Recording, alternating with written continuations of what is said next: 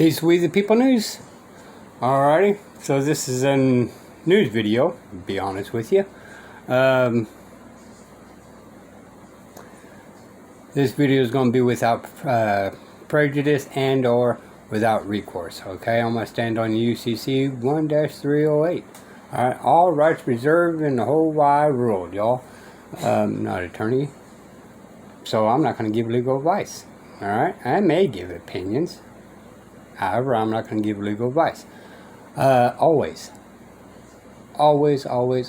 never look straight forward. Look around you to be able to protect yourself by any means necessary. Quit thinking in the box. Think outside the box, y'all.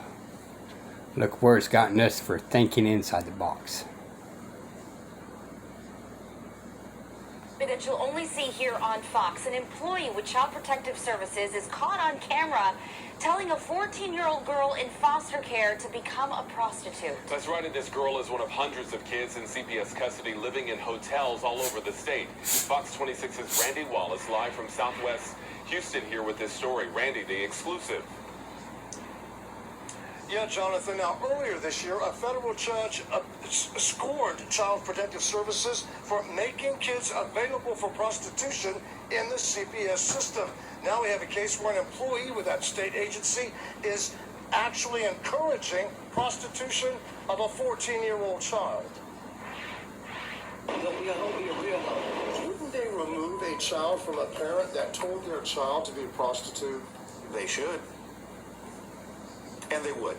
Keisha Basley has 9 kids. She turned to Child Protective Services to help her with her 14-year-old daughter, who she says was running away and causing trouble at school. My daughter told me that the worker had been telling her that she should do these things. So she said she decided to video her. Can we hear something, please? CPS is housing the girl at a hotel. She's one of dozens in Harris County. In the video, she tells the CPS employee she wants food. The CPS worker tells her to be a prostitute. I mean, she was basically encouraging a 14-year-old girl to become a prostitute. And giving her an incentive to do so, and almost a threat of not having her needs being met if she didn't do what this woman very explicitly told her to do. If me, the parent, was to do something like this to my child, I would be bashed. I would be called a horrible parent. I would lose my kids. Basley filed a formal complaint with CPS. This should not happen to girls in their care. This should not happen. This is unacceptable. Jamie Masters, the commissioner of CPS, came to Houston to personally apologize to Basley and her daughter. I've never seen that happen before, where a commissioner of CPS comes in from Austin just to apologize about something that's horrible that's been done to a child and a parent involved with CPS. I do not believe that that was genuine. I really don't. It's bad enough if it's one rogue caseworker. It concerns me that it may be bigger than that, and they need to investigate this and make sure that it's not just one person. And they've got to figure out a way to protect these kids.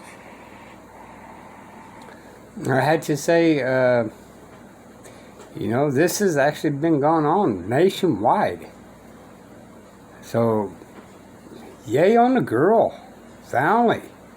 I hope other offsprings actually learn from this video and, start doing these things.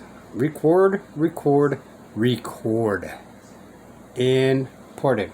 Remember, they filed a complaint. It wasn't that anybody went to jail or anything like that. CPS sent us the following prepared statement. DFPS is aware of the video and has taken action. The person in the video, who was employed as CPS support staff, was dismissed from her position August 10th. The safety and appropriateness with which children in care must be treated is our paramount concern. Nothing less will be tolerated. Reporting live from the Southwest side, Randy Wallace, Fox 26 News. They only got busted. I had to say,